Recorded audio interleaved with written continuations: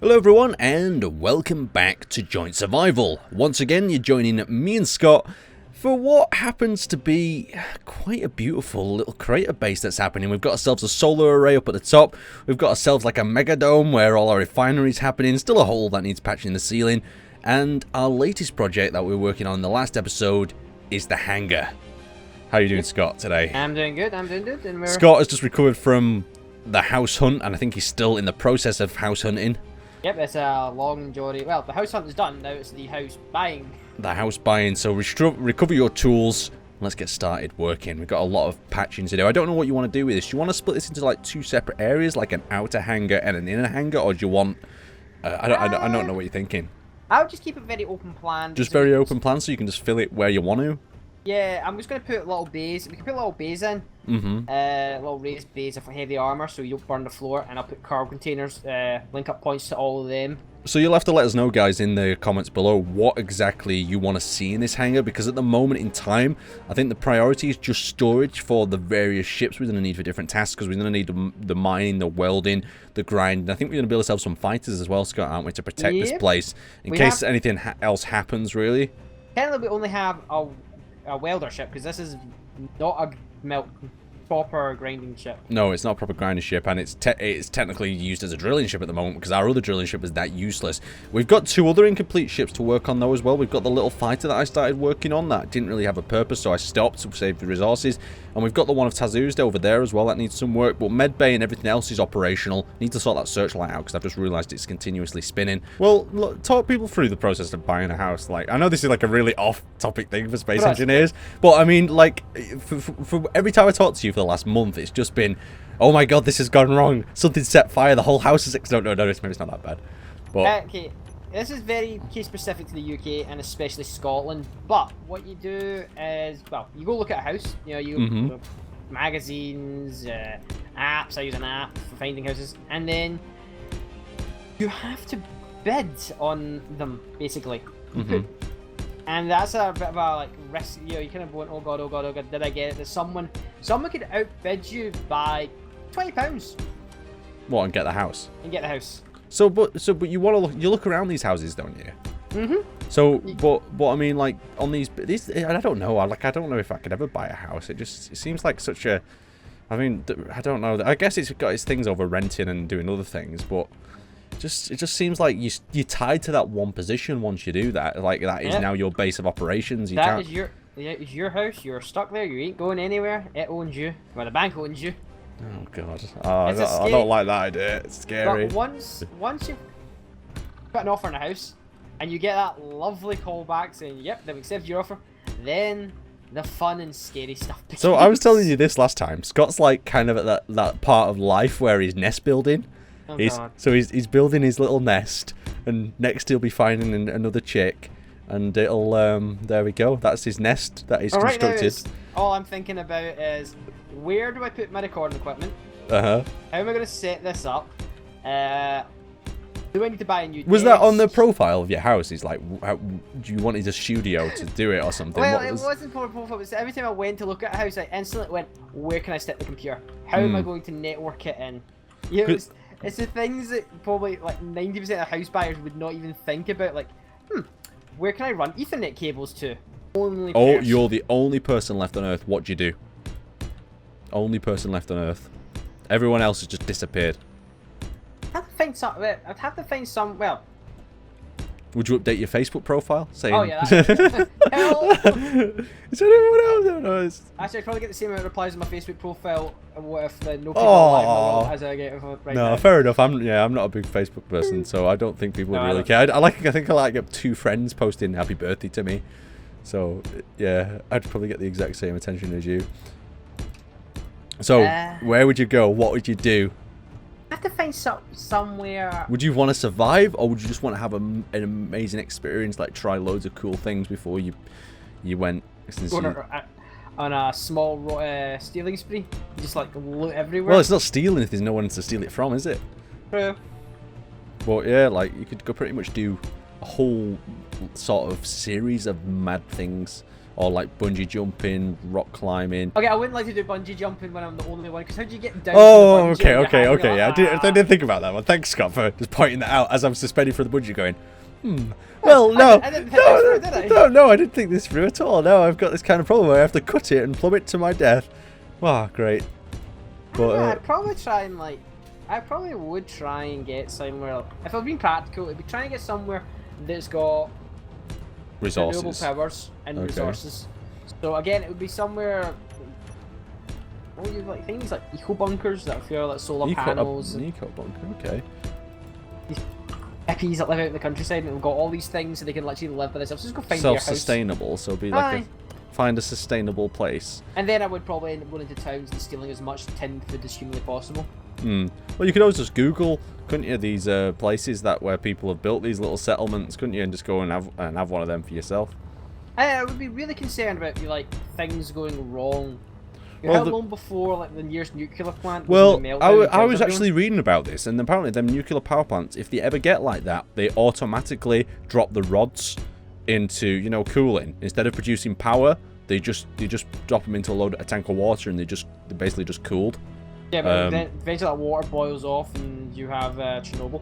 Yeah, but also a lot of them are a lot of these power plants are actually built for the most contingency of contingencies. Like they will literally just suck water in and keep them rods cool until something breaks megally, and it needs a person to screw in a nut or something. Then I think it'd be years. I think it'd be like maybe 10 years even. So I've got 10 years left before I like maybe 5, maybe 5 at the minimum, perhaps. Maybe, I don't know. Unless something went wrong severely at these nuclear places, then they can't really. I don't know, but no, yeah, it's just one of them things. I guess you just got to be careful. Just one nuclear plant not that far away from where I live. Now, I'm not saying near, but you're talking about like 30 miles. Well, the Chernobyl exclusion zone is huge. Yeah, so you might be irradiated, but that's just something you have to deal with. Just one of those days. Right, moving through the back here. What about you? What would you do in that situation? Now, you're the army person, so you probably got plans. Well, is your survival the last man alive kind of similar to yours? Well, I like to think of myself as a bit of a survivalist, but I to be honest, it's one of them things where the biggest problem is looking after the people. Like, I could probably look after myself, but I think I would struggle very much to look after the people that I care about, and it'd be very hard pressed to teach them in such a short amount of time.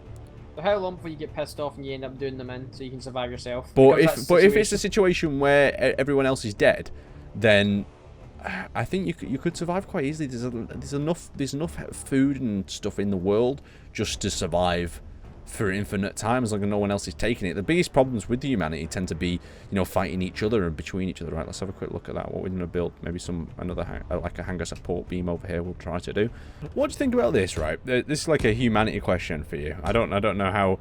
Do you think people will build things that kill each other before they build things that help each other? Because I was watching a Western film today, right, and I was like, the weapons technology here is as far surpassed medical technology, how to fix people. And also, I don't know, like how the methods of killing people were just outweighed. Like, and then I thought, oh, like World War I and stuff. Like how the machine gun had advanced, ahead of tactics. Yeah. Like the tactics had just not advanced far enough. It's always a kind of leapfrog here. It's always defense. That's attack, then defense, then attack, then defense, and then if one goes faster than the other, if someone makes a defense that's great, the first thing then they try and figure out is how to beat that defense. So here's my question, and probably for people watching as well, I think this will be an interesting one to discuss probably in the comments, is like, how do you think it'll happen in space? So say for instance, space travel becomes a thing where you can actually get out into space. What will be the leapfrogs in the technology? Or what do you think, Scott? Like, what would the leapfrogs be? Like, would it be some like sort of drive to get between locations faster, or would it be killing each other in space first, taking land, taking planets? Well, I think speed. Speed. If you get there first and faster, you claim resources faster, and then But then you have to defend those resources. So you're saying even though someone's faster and could get there faster, if they don't have the means or the people... You put a little flag down, you put a little complaint up in the UN. What are they going to do when the person have got there with a military contingent and set up a base? So do you think, right, do you think it'll always stay like this, Scott, then? Like, these these superpowers will be in charge, like the US, the America, well, sorry, that's the same place. America, Russia, Germany. Do you think they will remain, or do you reckon some guy will just build a planet build on a planet in space and he'll start his own sort of superpower? I would hope that eventually we can come to something a bit more universal, but I don't know. I think it's fascinating. What you'll have to tell me what you guys think. Do you think that an off-world sort of civilization could be more successful than one that has been created on world? The main reason I think this is my thought behind it, Scott, is that an off-world civilization, say for instance a whole planet united, would be far stronger than, you know, like our singular planet, you know, that's divided. If we colonized Mars and it became just one nation, yeah. I'm giving very big flashbacks to a TV show called The Expanse. Mm-hmm. And what happened in that? Well, basically, Mars and Earth are near at war with each other. And yeah, Mars has. Get some lag. What are you doing? I'm welding. Oh, okay, that's why the Mars has all the, it's a unified one planet, but it doesn't have the infrastructure. Well, so do you mean it doesn't have like the base sort of core? Yeah, part? it doesn't have it doesn't have hundreds of years of tech at its disposal, and near infinite supplies of people. Where if you start somewhere like a colony out in space, you're limited to that. You're not self-sufficient. So you're saying the reason? Oh god, my leg's gone down so fast, so hard when you're welding. That the basics of it is the planet will a planet like that will struggle to find the resources to build itself. Well, it gets to a certain. So it's basically like a game of Civilization, if you've ever played that, where if a race starts in a really good place, has the resources and things around them, they can advance further. So you're basically saying the powers at the top will remain the powers at the top, unless something major happens. But don't you think it's a planet that, I mean, it sounds like communism, doesn't it? Like a planet that's united all together would be stronger than a planet where there's multiple people with different sorts of alliances to different things. It would, in theory, but again, in theory, you have to, the powers that be want to stay the powers that be. They wouldn't want to change. Why would they want to give up the power? So you're saying before any planet got like that, these people would try their best to intervene and destroy it? Oh, it's so many possibilities. Interesting, very interesting subject. I mean, like, I know you can't. I just wanted to think. I just like digging into people's heads, really, and see what they think about this sort of thing. Let us know anyway in the comments what your thoughts are. Will there be one super planet? It would probably just have to see how it would work out. If you will Richard Branson become his own Emperor Branson? Or one of his descendants. Just since they get out there into space and just claim the planet as their own. I mean, like, if the technology of these other superpowers doesn't advance in space travel, then he's going to be untouchable, isn't he? Just all theories, guys. Okay, we're not going insane. We're all right, really.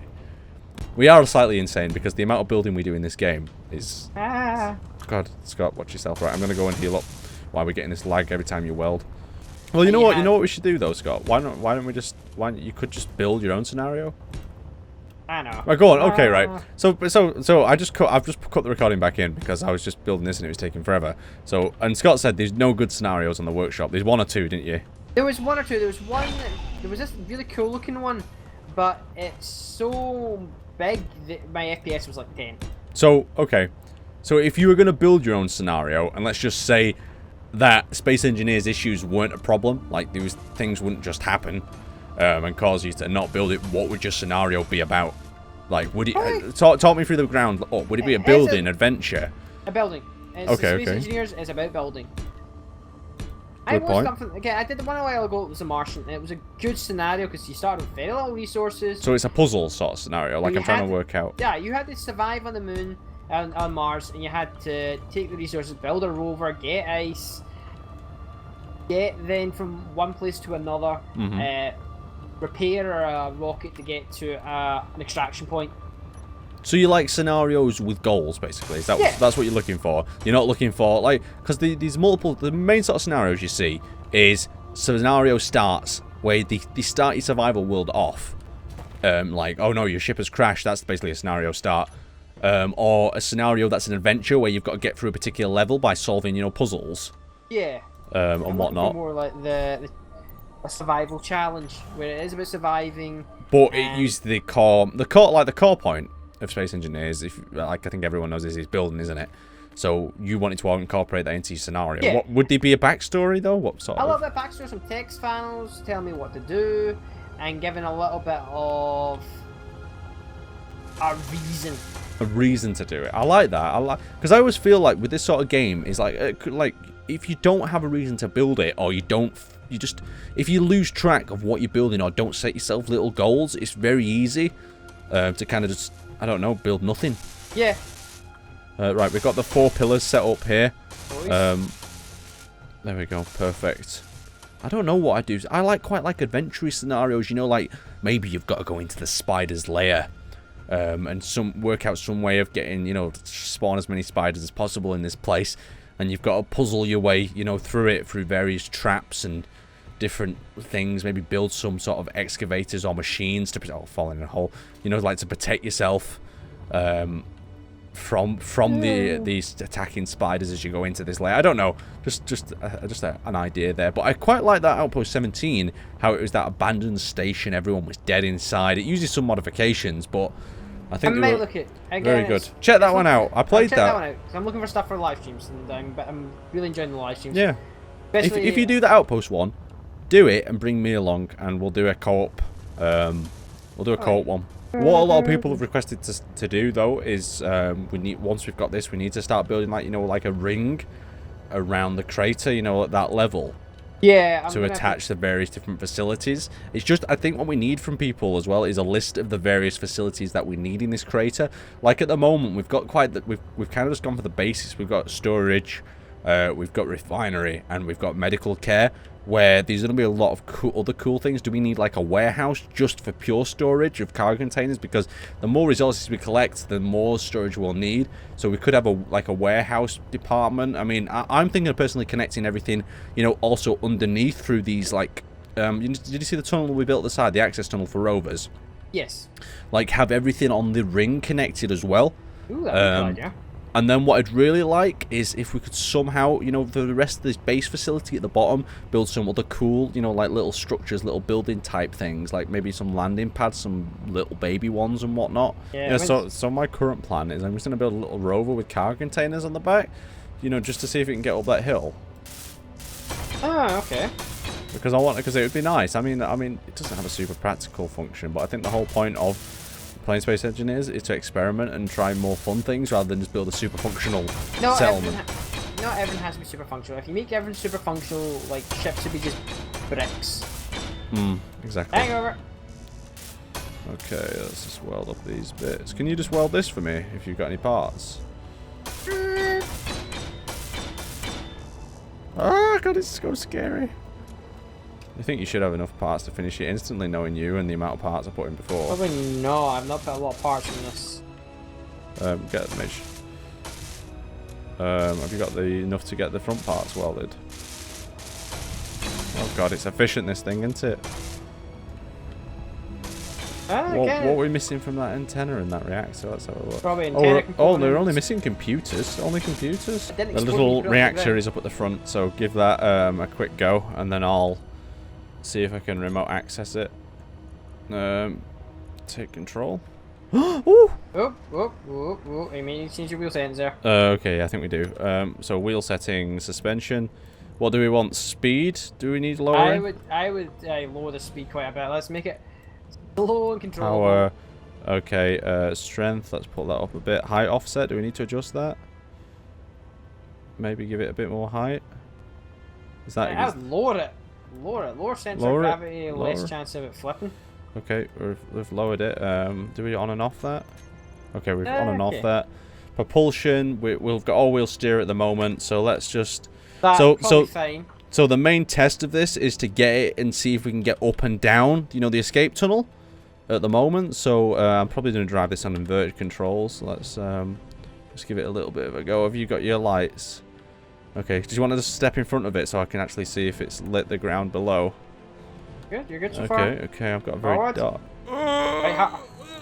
Okay. We can reverse down the hill if you want. I've made it. It's all right. Okay, right. So we're in a dark tunnel. Why is it so dark? Front forward. You're gonna have to do a 3-point Okay, I'll put the spectator light on just to cheat. Right. I have a challenge. Okay, I can't actually put the spectator light on. Are we going down? We're going down in reverse now. You see what you're doing? Okay. Well, no, I'm using the spectator camera. Okay. Right, we just did. So it seems like we've got the grip to go down. What's it gonna look like when it comes out the bottom? That's my question. Oh shit! Oh, straighten up, keep it straight. Okay, switching back to controls. Just go straight back. Okay, so we're just using the reverse setting then. Oh, we need some more dampening maybe.